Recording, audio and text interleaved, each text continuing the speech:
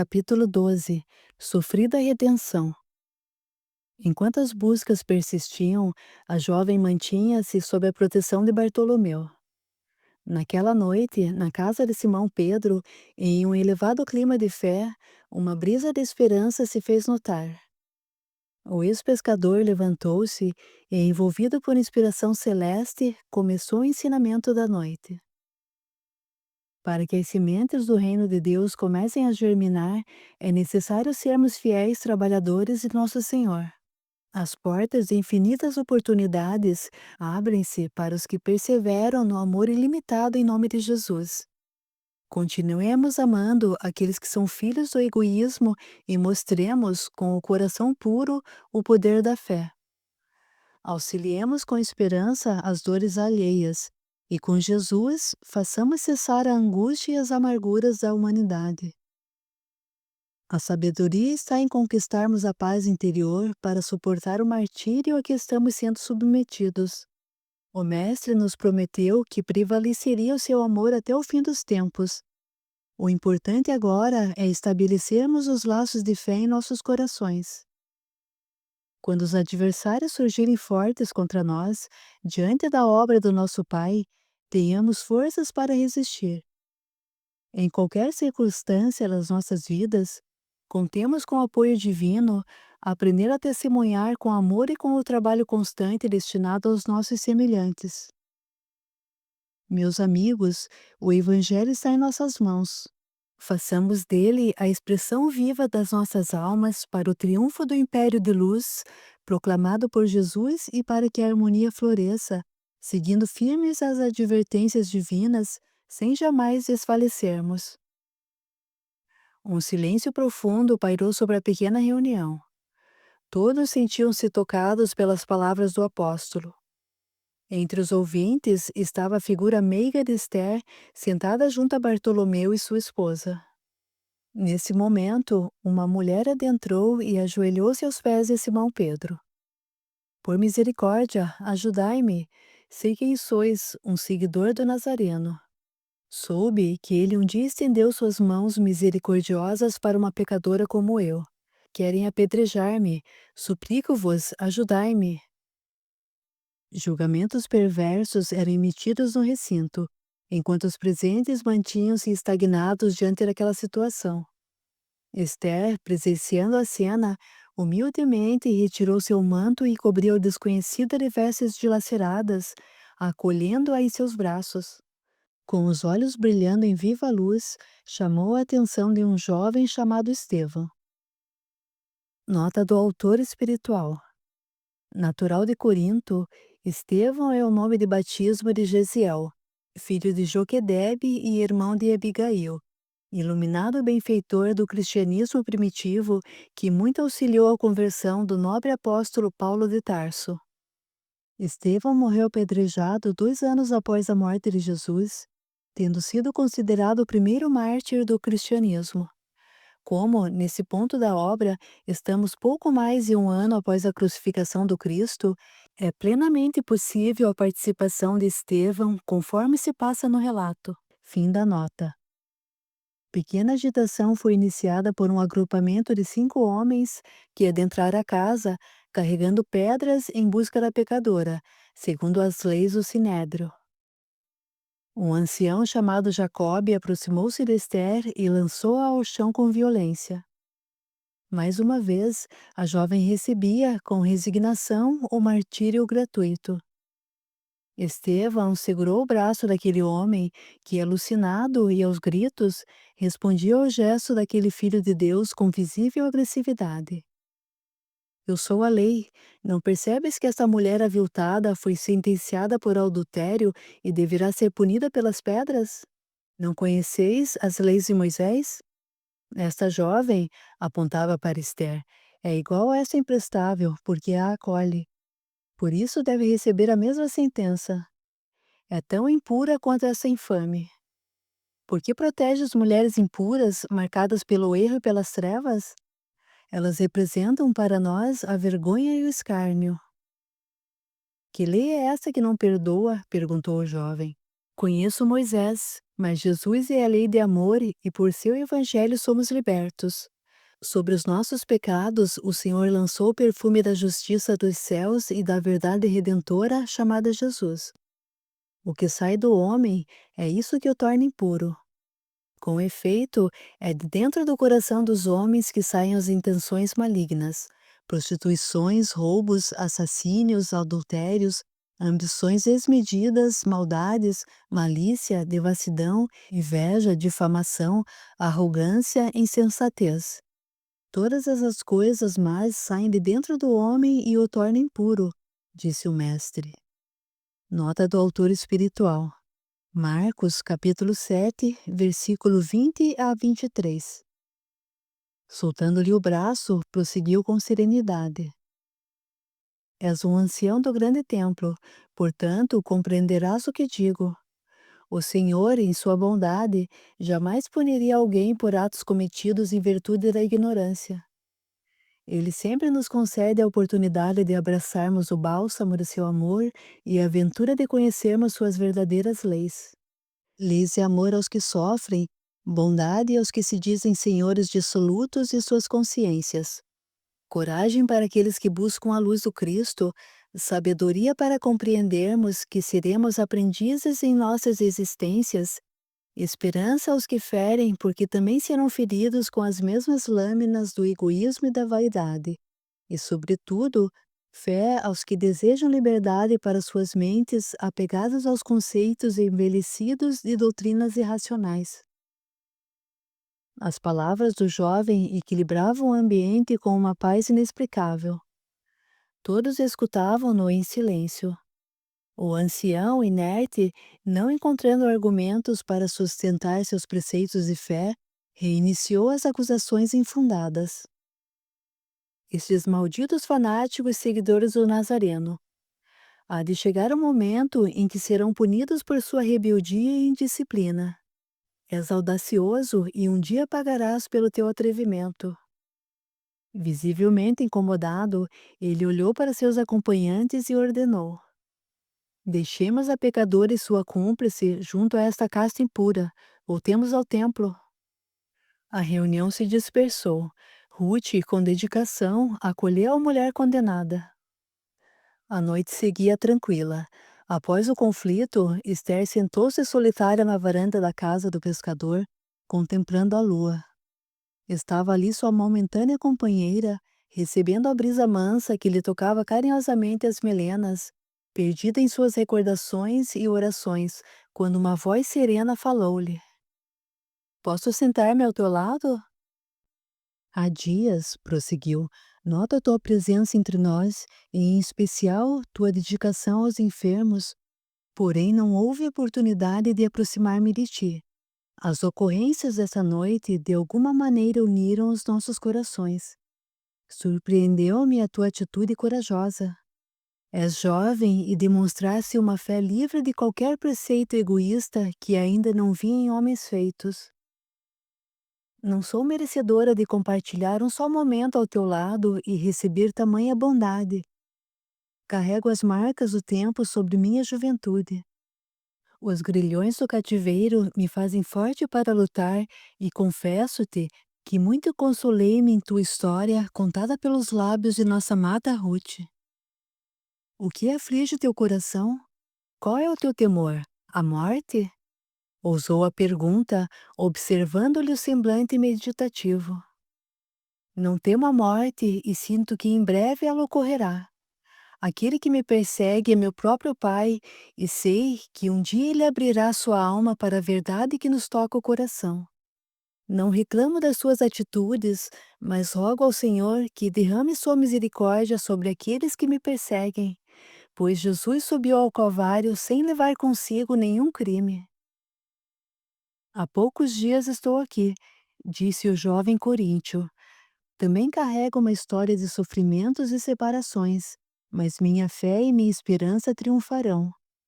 Perdoa-me, mas não me sentia sereno ao lado de alguém desde a partida de meu pai e a separação de minha irmã. Contigo sinto paz. Quando estamos em missão, muitas vezes esquecemos de nós mesmos para podermos servir melhor na obra de Deus, mas quem ama sempre carrega a força de seus amores na alma. A cada novo dia, uma nova luta começa. Se fomos chamados ao exercício da fé, não devemos suplicar facilidades. O Senhor reúne suas ovelhas em solo cativo, onde recebemos o sofrimento por compromisso, ou em solo liberto, onde experimentamos as lágrimas por não sabermos ser livres. Os caminhos da redenção são conferidos a todos os filhos de Deus, mas a verdade é acomodada nos corações humildes, purificados no amor e na coragem para aceitar a magnitude da vida, seguindo o roteiro iluminado do Evangelho. De supremo heroísmo, a cruz foi redentora, pois, mesmo sabendo de suas deficiências, abraçou o grande Rei. Quando nos acreditávamos preparados para receber o Messias, dizendo-nos conhecedores das leis dos profetas a Moisés, o entregamos aos tiranos que não foram capazes de anular a nobreza de seu reinado de justiça, liberdade e misericórdia. O amor imortal e a renúncia em favor de uma causa nobre são por Jesus abençoados. Como filhos da terra, devemos esperar confiantes, porque toda transformação possui seu tempo. Acreditemos no Senhor e por Ele lutemos pelo bem, sem julgamentos ou lutas infundadas. Pacientemente, a luz sagrada da fé se acenderá nos corações temporariamente escravizados no cativeiro do próprio eu, entre sombras e desesperos. Auxiliemos para que eles possam um dia encontrar a liberdade na glória de se reconhecerem filhos de Deus. Segurando-lhe as mãos, prosseguiu: Creia, não estamos sozinhos. Eternamente levarei a tua imagem e a gratidão de compartilhar contigo estes instantes de paz. Esther, com os olhos reluzindo a doçura de sua inocência, osculou-lhe as mãos, dizendo: Teu semblante estará para sempre gravado em meu coração. Sei que onde habitas ainda não posso adentrar, porque és especial e sempre estarás habitando a morada do Senhor. Mas serás, de todas as minhas recordações, a mais perfeita, pois, em tão breve instante, ensinaste-me a difícil lição de recomeçar. Emocionada com o carinho que recebia de Estevão, permitiu que uma lágrima tímida lhe percorresse a face. Estevão secou-lhe o pranto e abraçou-a. Permaneceram noite adentro trocando impressões sobre os acontecimentos de suas vidas, confirmando um amor despretensioso, alicerçado na força da fé que sedimentava o chão de suas existências. Os dias seguiram agitados. O general, perturbado com as informações que Versos havia deixado em suas mãos, tomou-as por verdadeiras, notificou Roma e iniciou uma investida contra os acusados. Pompeu, excelente soldado nos campos de batalha, ao conduzir aquele caso, assemelhava-se a uma criança despreparada e precipitada. 3 soldados foram encaminhados para a residência de Plínio, com ordens de conduzi-lo e a sua esposa, a Antônia, para um interrogatório. Naquela manhã, a nobre Sabina encontrava-se no jardim e, entre as flores, confundia-se com elas quando um servo avisou-a: Senhora, homens procuram a ti e a teu esposo. Imediatamente, ela seguiu para o salão principal. Ao vê-la, o responsável por aquela ação perguntou: Onde está Plínio Pompílios? Está, como habitualmente, com Tarquínios e Marcelos, cumprindo suas obrigações públicas. O homem inquietou-se diante da inesperada candura. Suores nervosos marcavam-lhe a fronte. Refazendo-se da inexplicável emoção, deu seguimento à tarefa recebida. Terás de nos acompanhar. Temos ordens para conduzi-los à presença do general Pompeu. Qual o motivo? Do que somos acusados? Não são acusados de nada. O general quer apenas conversar. Os servos ficaram assustados, enquanto a senhora, serenamente, pegou seu manto e seguiu em companhia dos soldados. Versus, tomando conhecimento de que Sabina estava na sede do governo, não demorou em agir, visando atingir Plínios. Atuando friamente, como era seu costume, sabia que por meio de sua esposa atingiria Plínios, desequilibrando-o e retirando-o de seu caminho. Encaminhou-se imediatamente para uma taberna, onde sabia que encontraria pessoas a ele vinculadas por antigas trocas de favores. Ao chegar, deparou-se com um jovem soldado e, após breve conversa, disse: Meu caro, sou um negociante bem-sucedido e tenho um excelente negócio para você. O que seria? Perguntou o interlocutor com os olhos vertendo ganância. Há pouco, soube que a esposa de um romano chamado Plínio Pompílios está retida para depor. Ela se chama Sabina. De fato, eu acompanhei o meu capitão nessa tarefa. Então os deuses estão do nosso lado. Sabes de quem falo. Estou disposto a pagar uma generosa quantia àqueles que a conduzirem à morte. Tua proposta é muito atraente, mas como fazer isso se ela foi levada somente para interrogatório? O general Pompeu ausentou-se temporariamente para uma vistoria nos portos. Pelo que soube, ele somente tratará desse assunto amanhã. Portanto, basta que essa mulher seja mantida com os marginais, cuja execução já está decidida. Assim, quando todos forem encaminhados às salas de martírios, ela estará no meio deles e morrerá. Será simplesmente um erro de condução do caso. Após muito vinho e vulgar conversação, o soldado concordou. És um homem muito seguro.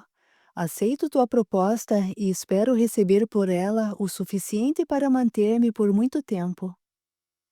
Em ambiente de cumplicidade e falsa amizade, aqueles homens selavam sombrio negócio, movidos pela mórbida força de mentes enfermiças. Na noite seguinte, na casa de Pedro, os apóstolos estavam reunidos quando um grupo de soldados adentrou. Agressivos, os legionários cumpriam a ordem de localizar Esther, indagando aos gritos: Conhecem uma mulher chamada Esther? Saibam todos que aqueles que estiverem acobertando também sofrerão penalidades. Nenhuma resposta. Todos permaneciam em silêncio. Um soldado, enfurecido, repentinamente segurou um velho franzino e começou a golpear-lhe no rosto violentamente. A jovem, vendo aquele homem sofrer por sua causa, levantou-se e disse: Eu sou Esther. Por misericórdia, deixem-no em paz. Filha, não faça isso, disse Ruth com lágrimas na face. Filipe aproximou-se acompanhado de Pedro e Bartolomeu. A jovem, olhando fixamente para Estevão, que estava ao seu lado, afirmou: Não poderei ver um inocente sofrer em meu lugar, senão serei igual aos verdugos que me buscam.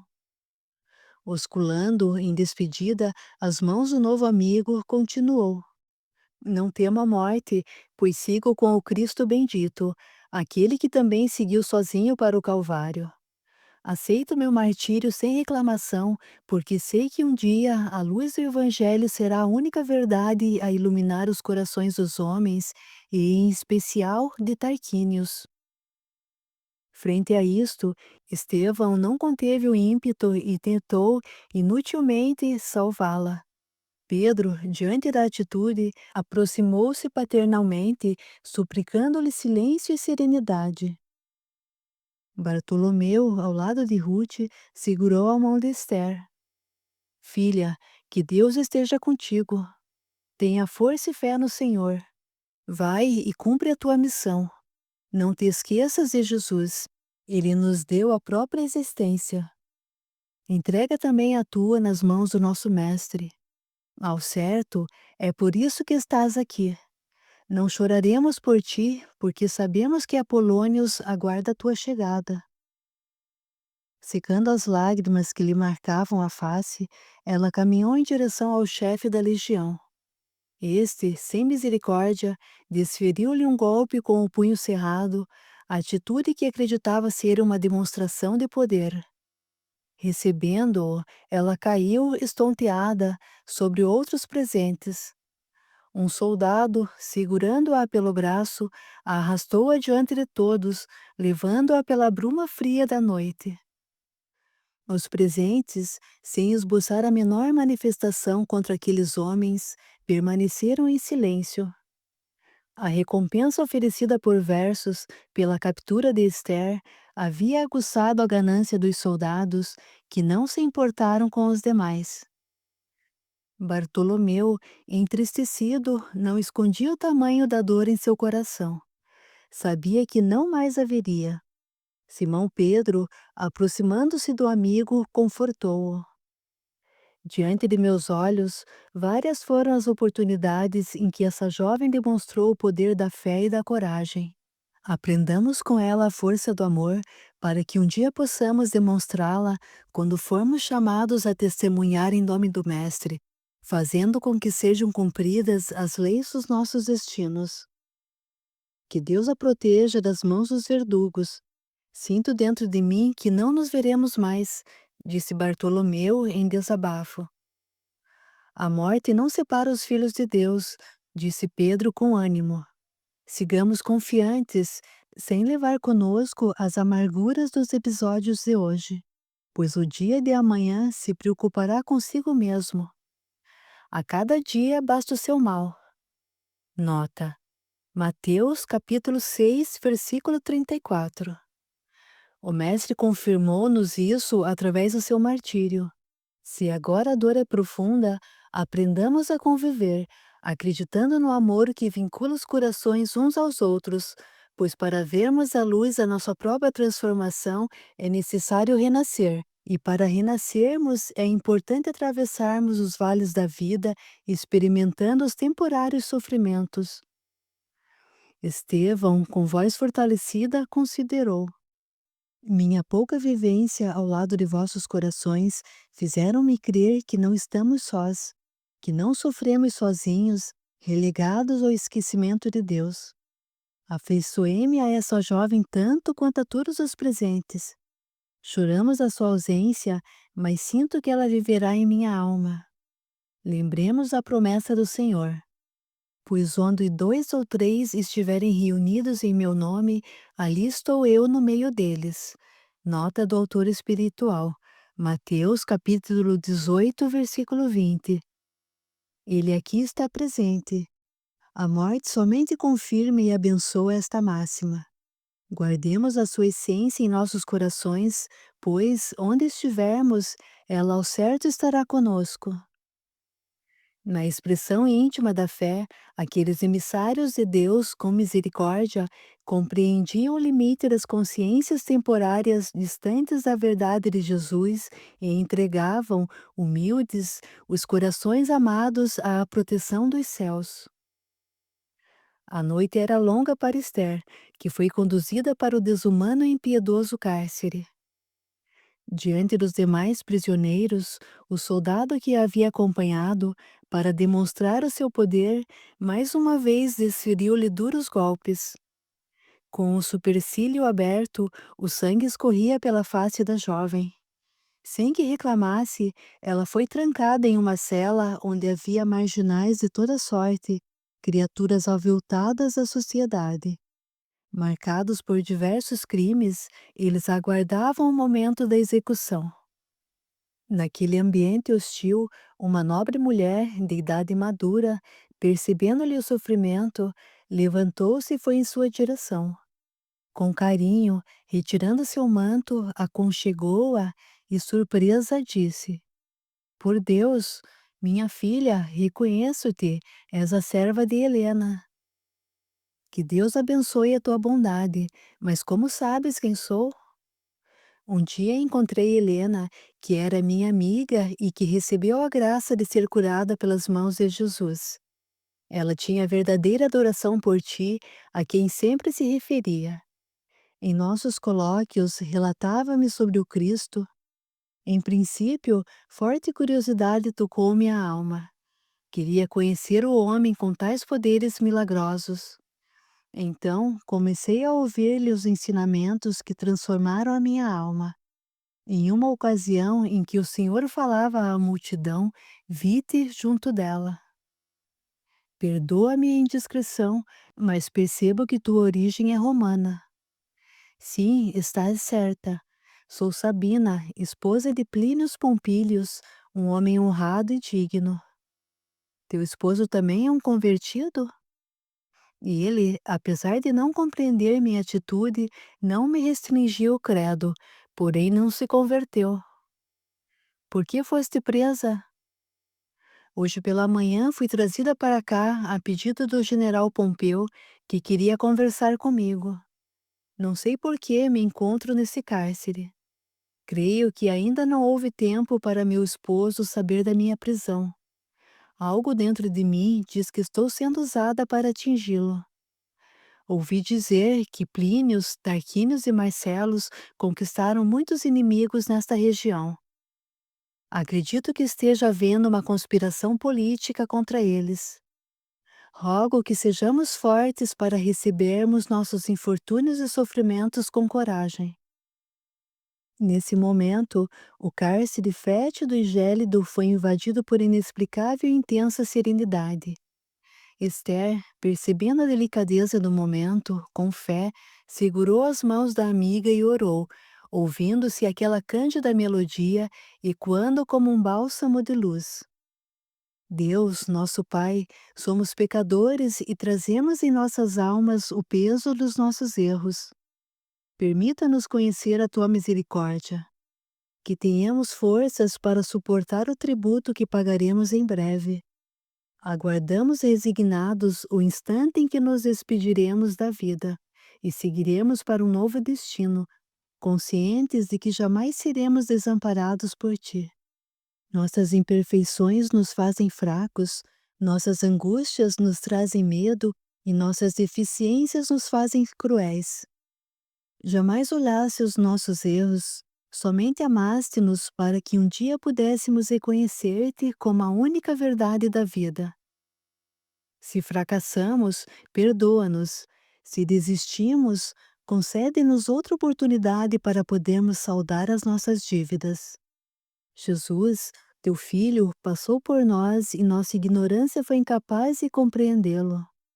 Sofreu por nós martírios maiores. Agora é chegada a vez de experimentarmos esse testemunho para libertarmos a nossa alma. Abençoa-nos, sem esquecer os filhos das sombras, vestidos em armaduras que têm a violência como lei. Antes de nós mesmos, são teus filhos que necessitam de amparo e do teu amor. Enquanto aquelas inocentes eram obrigadas a experimentar o frio cárcere, Sabina, com um olhar experiente, acariciou a face de Esther e disse: Minha menina, ainda escuto a voz de Helena referindo-se a ti como missionária bendita. Ela tinha razão. Que Deus permita que esta amizade tão curta perdure eternamente. Unidas pelo ideal do Cristo, ambas fortaleciam-se nos alicerces da coragem para que pudessem aguardar com resignação o momento em que haveriam de testemunhar a própria fé. Algum tempo depois, todos permaneciam em silêncio quando, por entre as grades da cela, Marcos Aurélio surgiu. Conseguira encontrar-te. O que será de ti? Acredito que cumpro minha missão para a qual fiz meu retorno ao chão. Em poucas horas não estarei mais com aqueles que amo. Retornarei aos braços daqueles de quem o meu coração jamais se distanciou. Voltarei para os meus ancestrais, pelos quais tenho o mais puro e verdadeiro amor, aqueles que me ensinaram a viver e ter fé. Levarei comigo a imagem de todos, e se forem os desígnios celestes, em breve nos reencontraremos.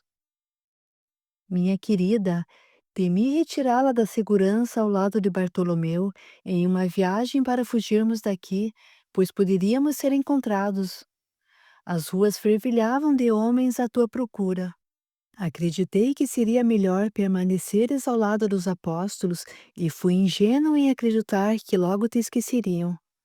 A ganância e a fortuna oferecida a quem te encontrasse fez com que os soldados se unissem como numa guerra. Fracassei diante de meus temores e da vontade excessiva de proteger-te. Arrumarei uma maneira de tirar-te daqui, disse o rapaz chorando, segurando entre os ferros as mãos alquebradas da jovem. Não, não arrisques a tua vida tentando salvar-me. Minha estrada chegou ao fim e a tua apenas começa a ser trilhada. Os nossos caminhos em direção a Deus são longos e já estão definidos pelo Senhor. O amor que carregamos dentro de nós será transformado em luz, e de onde estivermos, poderemos ver e sentir essa luz iluminando as nossas existências. Ainda não entendo teu Deus, por mais que me esforce. Como pode ser bom e justo se tantos morrem por ele? Não devemos nos olvidar que o Mestre também entregou sua existência e seu amor para que pudéssemos continuar vivendo. Temos agora a oportunidade de confirmar esse amor com nossas próprias vidas. Pela justiça dos homens, devo prestar contas de um crime que não cometi, mas estou confiante e recebo a bondade e a justiça de Jesus em meu coração, e isto significa liberdade para minha alma. Em silêncio, Esther levou as mãos ao pescoço, retirando seu cordão e entregando-o ao jovem. Quando eu era pequenina, fui abandonada em uma estrada. Um homem chamado Apolônios recolheu-me e cuidou de mim como se eu fosse uma filha consanguínea. Pouco antes de morrer, entregou-me essa joia, dizendo que um dia necessitaria dela. Assim sendo, confesso-te que fiquei surpresa quando Helena, em seus instantes derradeiros, de modo muito especial, chamou-me de filha e mostrou-me uma joia igual a esta. Sei que chegou o momento de usá-la. Por misericórdia, entregue-a a Tarquínios e prometa-me protegê-lo sem cobrar o passado. Sinto que tanto ele quanto teu pai precisarão muito de ti. Agora vai e jamais julgues a Deus pela minha ausência, pois estarei mais perto de todos depois de minha morte. Pelo que vejo, então posso concluir que és Cássia, a filha querida que lhe julgava morta. Não importa mais quem sou. Logo nos primeiros raios do sol, tanto eu quanto Sabina, minha nova amiga, seremos julgadas. Dentro de mim sei que nada poderás fazer, mas saiba que jamais te olvidarei. Minha querida, há um abismo entre nós. Seremos sentenciados a viver este amor sem jamais participarmos dele. Seremos como o dia e a noite sem nunca nos encontrarmos. Como viver sem a tua presença? Como viver sem o brilho dos teus olhos? Muitas mulheres passaram pelos meus braços, mas somente tu confirmaste a existência de um amor puro e livre dos anseios materiais. Como romper essa distância? Mantendo-te com o Mestre, assim eu estarei sempre contigo. Agora segue o teu caminho em nome do nosso Senhor Jesus. O jovem cobriu a cabeça com o manto. Em breve despedida, osculou a testa da amada por entre as grades de ferro. Ela permaneceu admirando até a sua imagem perder-se na escuridão do corredor. Os primeiros raios do sol anunciavam um novo dia. O cavalo que conduzia Marcos Aurelius até a residência de seu pai atravessava as ruas com rapidez, controlado pelas rédeas que o jovem dominava com destreza. No seu desespero, o rapaz gritava para que o caminho fosse deixado livre. Sua face orvalhada de suor brilhava sob o calor tímido do sol. Ele vencia seus limites com a esperança de ver Esther livre da gana dos carrascos. Ao chegar em seu ansiado destino, o jovem subiu as escadas apressadamente. Adentrando os salões, encontrou os patrícios na biblioteca. Com coragem juvenil, parou diante de Tarquínios e enfrentou-o. trago algo especial que me pediram para entregar-te. Ao ver a joia, Tarquínios ficou visivelmente perturbado. Não conseguia dizer sequer uma palavra. Retirou o medalhão das mãos do jovem. Existiam apenas dois, o de Helena, que ele próprio havia retirado da veneranda antes do sepultamento, e o de sua filha, que agora estava em suas mãos. Quem me mandou isto? Perguntou Tarquínios. Esther. Onde ela está? Como conseguiste essa joia? Devido às tuas ordens de procurá-la, ela foi presa e provavelmente será executada sob a acusação de assassinato. Versos deve ter muito interesse neste caso, pois ofereceu riqueza a quem a encontrasse. Estive com ela no cárcere, quando deu-me isto e disse que havia recebido do seu pai do coração, que a encontrou abandonada em uma estrada quando era pequenina, com esse cordão no pescoço. Assim sendo, ele guardou-o até os últimos dias da sua vida e entregou-o a ela, dizendo que um dia poderia precisar dele. Além do mais, Esther disse-me que Helena possuía um igual e que instantes antes de morrer reconheceu-a como filha.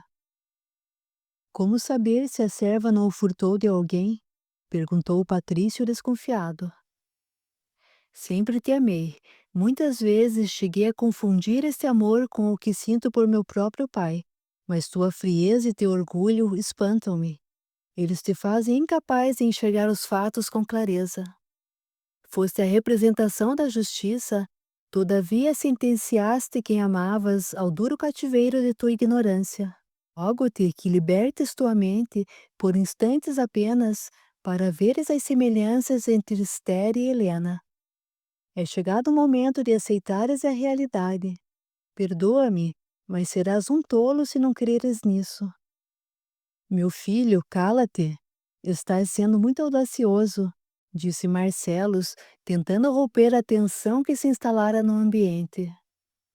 Tarquínios, abatido, abaixou a cabeça entre as mãos e, após alguns instantes pensativo, falou: Não, meu amigo, não recrimines teu filho, ele está certo.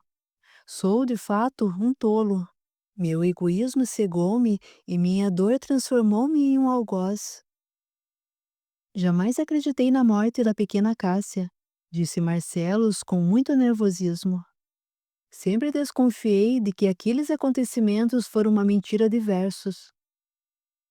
Tarquínios, atônito, olhando para Marcelos, conclui. Então a jovem que eu escravizei é minha filha. Helena, minutos antes de morrer, queria dizer-me algo que não compreendi. Após alguns instantes pensativo, perguntou. Dissesse que ela será executada esta manhã? Sim, mas receio não termos mais tempo para salvá-la. Haverá tempo. Tenhamos confiança, haverá tempo. Segurando a joia nas mãos, movido por uma felicidade silenciosa, seguiu em companhia dos amigos, levando na alma a esperança da salvação para a inocente. Soldados, orientados por Marcelos, abriam caminho, atravessando com rapidez as estreitas ruas de Jerusalém. Chegando ao destino, foram surpreendidos por Plínio Pompílios, que, em completo desespero, segurou os braços de Tarquínios e disse: Foram os deuses que te enviaram aqui. Acredito que estamos sendo vítimas de uma conspiração. Por que afirmas isso? Sabina foi inexplicavelmente presa no dia de ontem, sob o pretexto de que Pompeu queria falar conosco. Soube que estamos sendo acusados de traição. Desde a noite, quando soube da notícia, estou tentando libertá-la, sem sucesso. Soube que foi conduzida para cá para um simples interrogatório, mas não compreendo por que está junto com os marginais que serão executados nesta manhã. Para minha maior surpresa, a serva procurada está com ela. Quem nos acusa? Perguntou Marcelos. O general Pompeu. Somos amigos. Por que ele faria isso sem me notificar? Agora compreendo porque ontem ele não quis minha presença na verificação dos portos. Desconheço os detalhes, mas algo me leva a crer que é em razão da operação militar que estamos acompanhando. Não descarto a possibilidade de que Versus esteja por trás de tudo isso. Além do mais, percebo que tudo foi armado de forma a nos atrair para cá. Este local está guardado por homens convocados pelo general. Vamos, não podemos perder tempo, disse Tarquínios. Primeiramente, libertemos as mulheres, depois pensaremos em nós. Assim, eles seguiram rapidamente até se depararem com um vasto salão onde o corpo inerte de Sabina, estendido no chão, anunciava que haviam chegado tarde. Plínio Pompílios, inconsolável, correu para tentar auxiliar a esposa morta. Nesse momento, Tarquínios levantou a cabeça e presenciou a cena que haveria de ficar marcada em sua mente pelos tempos que se seguiriam em sua existência. Imediatamente gritou na tentativa inútil de conter a gana do verdugo. Esther estava ajoelhada e o carrasco empunhava a espada, descendo-a com rapidez pelo peito da jovem, que sequer soltou um gemido. Tarquínios correu em sua direção, chorando e, em completo desespero, ajoelhou-se, trazendo para junto de seu peito a cabeça quase sem vida da filha. Então disse: Por misericórdia, perdoa-me. És o melhor de mim. O amor que sinto por ti é a essência de meus dias. Escuta a minha alma que chorou tua ausência no pretérito e que agora chora novamente. Foi esse mesmo coração que tanto te amou que, por mais uma vez, por ele próprio, fez com que te perdesse. Permite-me ao menos ouvir-te a voz. Por misericórdia, não vá. Embalando-a com o cuidado de quem segura um pássaro frágil, chorava convulsivamente. Com o corpo quase inerte da inocente em seus braços, diante de todos os presentes, consternado e aturdido, sem se preocupar com as consequências de seus atos ou com a posição pública que ocupava, movido pela emoção do momento, não contendo as lágrimas tristes, aconchegou-a cuidadosamente em seu colo, aproximando-a de seu coração, em uma tentativa inútil de transferir-lhe a própria vida. A jovem, percebendo-lhe o sofrimento, livre de quaisquer obscuros ódios, mais uma vez enfrentou as dificuldades daquele instante e, com bondade, balbuciou as palavras definitivas para o início da redenção de Tarquínios. Para sempre haverei de amar-te. Marcos Aurelius chorava copiosamente, enquanto Marcelos, comovido, observava o sofrimento do amigo. Abraçando a filha, Tarquínio se valia das forças últimas que lhe restavam na alma para dizer, com a voz embargada, porém clara: Jesus, Jesus de Nazaré, não te conheço, tampouco mereço tua misericórdia, mas suplico tua piedade para que meu coração seja envolvido pela força da tua luz e da tua paz. Pelos caminhos da dor me chamaste. Aqui estou. Faz com que eu consiga implorar por minha redenção e entregar minha vida aos teus desígnios celestes. Nada valorizei do que me foi concedido. O que me resta agora? Sou um homem comprometido com os atos de ontem e de hoje. Sempre acreditei nos deuses e nas tradições em minha origem, e, sobretudo, nas divindades atribuídas aos Césares e Augustos. Mas somente agora sou capaz de perceber o quanto és soberano e nada e ninguém pode ser maior que tu. Concede-me, mestre, a força para abraçar a oportunidade de conhecer a verdade do teu reino, para que ela possa, também, tornar-se a minha verdade. Quando estive diante de ti, encontraste orgulho em meus olhos. Um homem incapaz de reconhecer os gestos simples e humildes desta que eu escravizei, e os gestos de Helena, a mulher que sentenciei a uma solidão injusta. Hoje, ajoelho-me aos teus pés para implorar misericórdia. Enquanto houver vida em mim, tentarei conhecer-te, assim como minha esposa e minha amada Cássia fizeram um dia. Se minhas forças acabarem, sustentar-me-ei em ti, pois minhas lágrimas certamente não serão em vão. Agonizando, Esther ouvia aquelas palavras que lhe serviam de bálsamo. Instantes depois, em um último e aliviado suspiro, com serenidade e leveza, vencendo o limite do corpo ulcerado, ela levou a destra à face do patrício e, sem uma palavra, acariciou-o. Pouco a pouco, abandonou os martírios que aquela vida havia lhe oferecido em regime missionário, calando ali as esperanças de Tarquínios. Enquanto isso, no invisível, Apolônios, acompanhado por diversos emissários celestiais, transmitia àquele recinto hostil a paz e a serenidade para que se suportasse tamanha dor.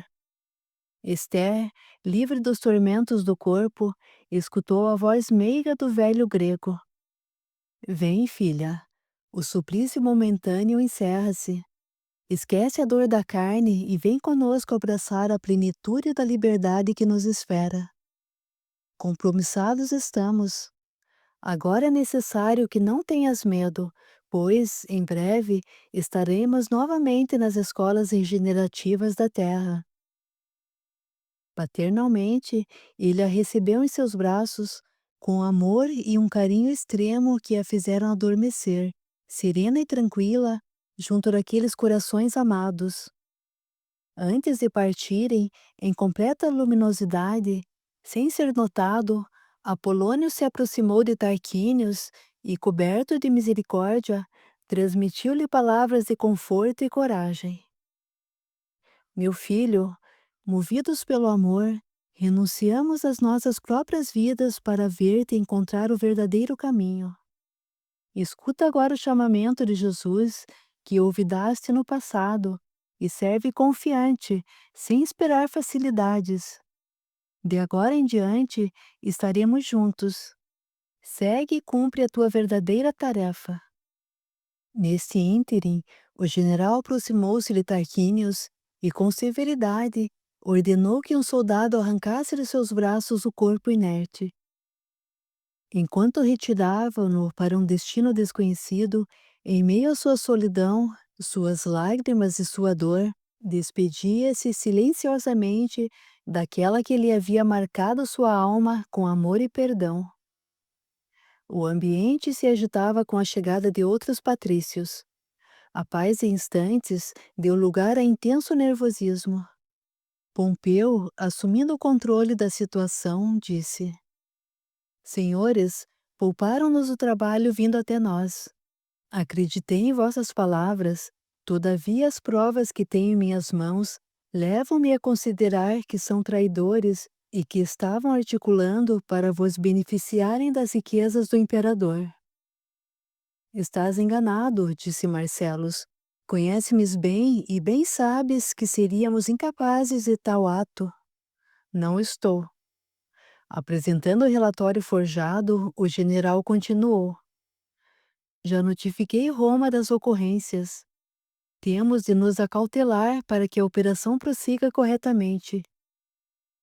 Prejulgaste a situação, disse Tarquínios.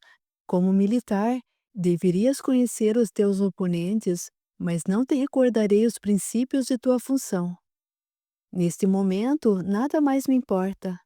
Creia, a vida te conduzirá à luz da verdade e verás quem são os homens que estão ao teu lado. Além de cometeres um crime político, cometes um crime moral. Atentaste contra a lei romana. Separati nemo absio Deus, neve novus sive advenas nisi plubici adsitus. Nota da médium. Que ninguém possua deuses à parte, nem novos nem estrangeiros, a não ser que sejam admitidos pelo Estado. Com o teu discurso emocionado, abjurastes nossas divindades. Assim sendo, diante das testemunhas presentes, nada me resta fazer senão mandar que te prendam até que Roma defina o teu destino. Um tumulto se iniciou. Nesse momento, um soldado que o conhecia e muito o respeitava, constrangido, cumpriu as ordens. Senhor, conheces a lei. Nada posso fazer para auxiliar-te. Estás preso. Sua atitude condescendente havia surpreendido a todos que estavam acostumados com sua postura ilibada de defensor das tradições romanas, levando-os a prejulgarem-no como conspirador e traidor. Marcellus, tentando controlar a situação, argumentou, mas foi ignorado.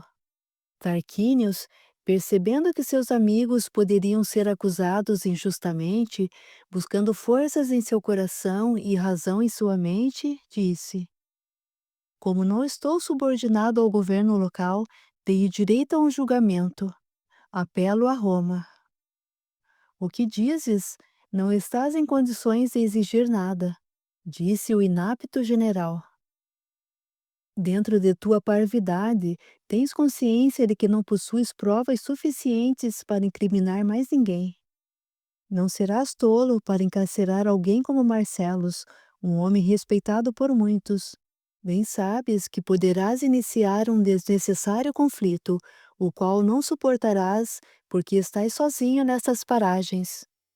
Também Plínio é inocente. Além disso, os presentes poderão sofrer as penalidades por serem responsáveis pela morte da senhora Sabina. Possuis uma inteligência admirável, és incoercível, mas experimentarás as noites no cárcere, até que Roma autorize o teu julgamento. Quanto aos demais, estarão livres sob vigilância.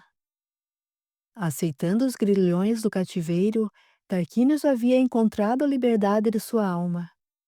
Recebendo o alvitre sem conter as lágrimas, sua tristeza anunciava que, com aquela sofrida redenção, havia para sempre encontrado o caminho e a certeza de sua vida, Jesus.